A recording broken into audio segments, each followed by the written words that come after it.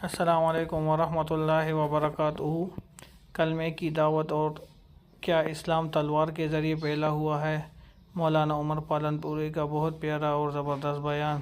تمام دوست اس بیان کو دیکھیں۔ تو پہلا کام تھا کلمے کی دعوت دینا، یہ رسول پاک صلی اللہ علیہ وسلم فرمایا کرتے تھے۔ اور اگر وہ کلمہ نہ پڑھے تو بھی ہمیں لڑائی نہیں کرنی، وہ کلمہ نہ پڑھے تو بھی ان سے لڑائی نہیں کرنی۔ ہم لڑائی بھڑائی والے لوگ نہیں ہیں، لڑائی نہیں کرنی۔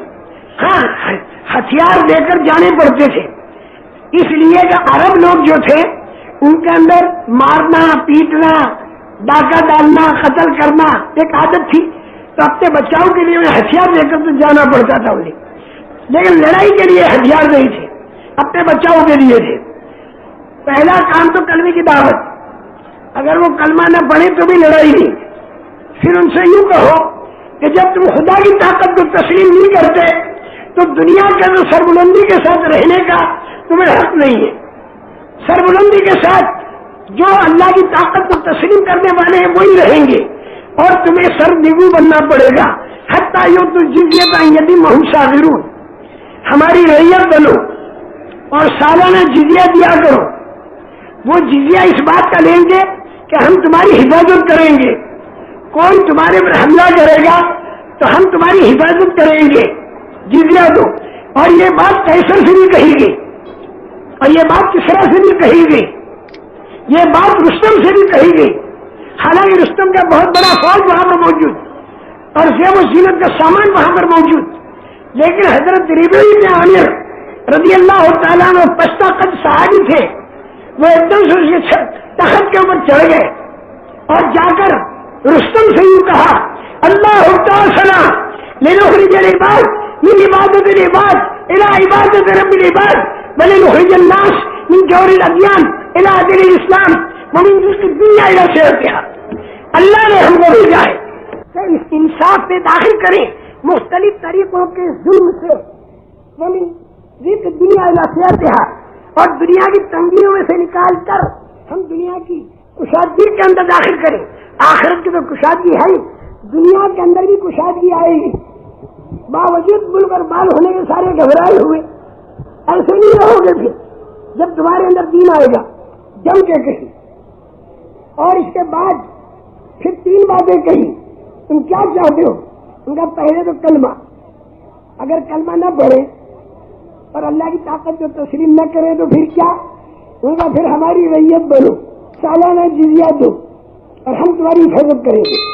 ایک آدمی پستہ قد کا رستم کو، جبکہ بڑا بھاری مجمع فوج کا کھڑا اور سارا زیب و زینت کا سامان اور تخت کے اوپر کھڑا ہو کر کہتا ہے کہ ہم تمہاری حفاظت کریں گے، اور وہ سن بھی رہا ہے، وہ سن بھی رہا ہے، کیونکہ وہ جانتا ہے کہ ان لوگوں کا ڈیفینس کا کوئی خرچہ نہیں ہے، ان لوگوں کا ڈیفینس کا کوئی خرچہ نہیں ہے، ان لوگوں کی ڈیفینس تو اوپر سے اترتی ہے، جیسے بدر میں اتری اور جیسے خندق میں اتری، ہر جگہ ان کی ڈیفینس جو ہے آسمانوں سے اترتی ہے۔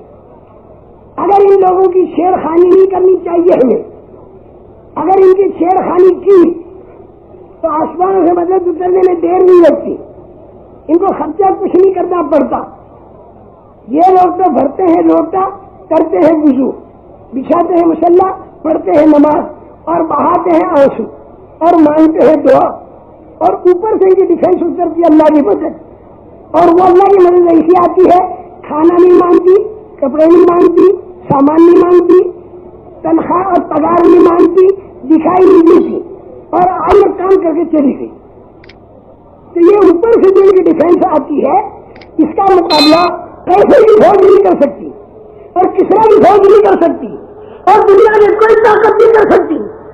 آسمانی مدد کا مقابلہ فرعون کا لشکر نہیں کر سکا، قارون کی دھندورت نہیں کر سکی، آسمانی مدد کا مقابلہ جالوت کا لشکر نہیں کر سکا، ابو جہل کا مجمع نہیں کر سکا۔ آسمانی مدد کا مقابلہ قیصر اور کسریٰ نہیں کر سکے۔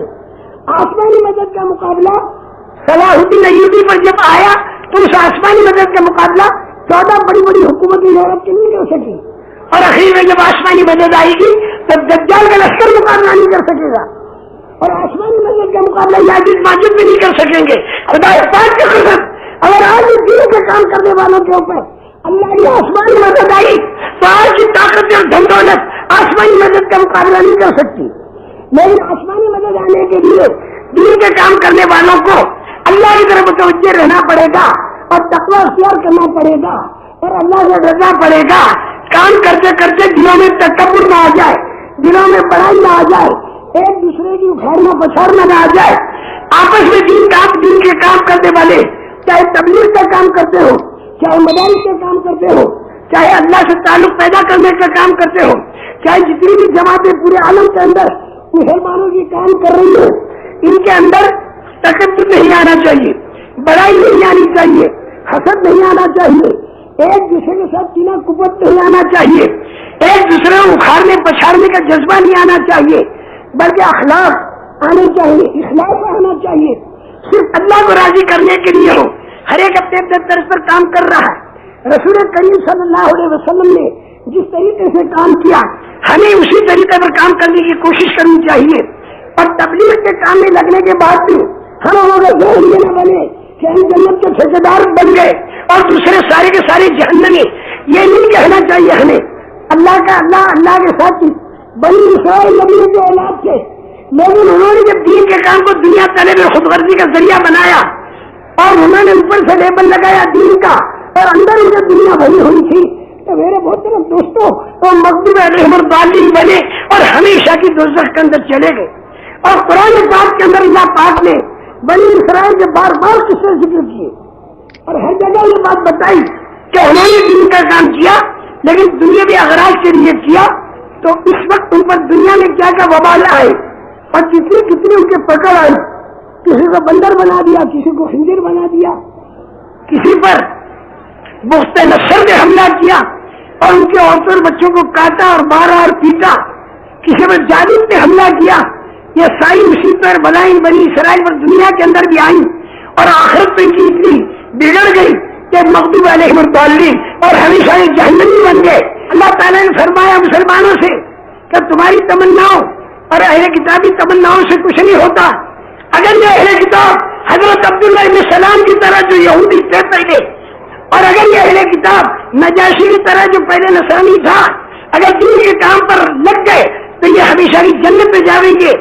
اور جو قرآن اور حدیث کو جانتے ہیں اور اس کو سنتے بھی ہیں لیکن اندر وہ چیز نہ اتری اور وہ دوسرے غلط کام کرنے لگے, جیسے یہ عبداللہ بن ابی بن سلول منافق قرآن کی آیتوں کو بھی سنتا تھا, حدیثوں کو بھی سنتا تھا, نماز میں بھی آتا تھا, سارے کام کو کرتا تھا, لیکن اندر اس سے دنیا بھری ہوئی تھی, تو بالکل رائے درگاہ ہوا.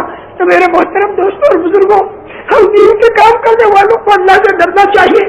بار بار بنی اسرائیل کے تذکرے اللہ پاک نے کر کے ہم لوگوں کی مہربانی کی کہ کہیں یہ دین کے کام کرنے والے رسول کریم صلی اللہ علیہ وسلم کے امتی یہ کہیں بنی اسرائیل کی نقل نہ اتارے. بنی اسرائیل کے تو 73 فرقے تھے, بنی اسرائیل کے تو 72 فرقے تھے, اور میری امت کے 73 فرقے ہوں گے. یہ رسول پاک صلی اللہ علیہ وسلم نے فرمایا, اور یہ بھی فرمایا کہ 72 ان میں سے جہنم میں جائیں گے اور صرف ایک فرقہ جنت میں جائے گا. تو میرے بھائیوں بزرگوں, جس طرح ہم نے مولانا عمر پالن پوری صاحب کی آواز میں یہ پیارا بیان سنا, اس بیان میں بہت اچھی طرح باتیں بتائی ہوئی ہے مشرکین کے بارے میں اور یہود نصارہ کے بارے میں. تو آپ لوگوں کو چاہیے اس بیان کو پورا دیکھ کے ہمارے چینل کو لائک سبسکرائب کیجیے.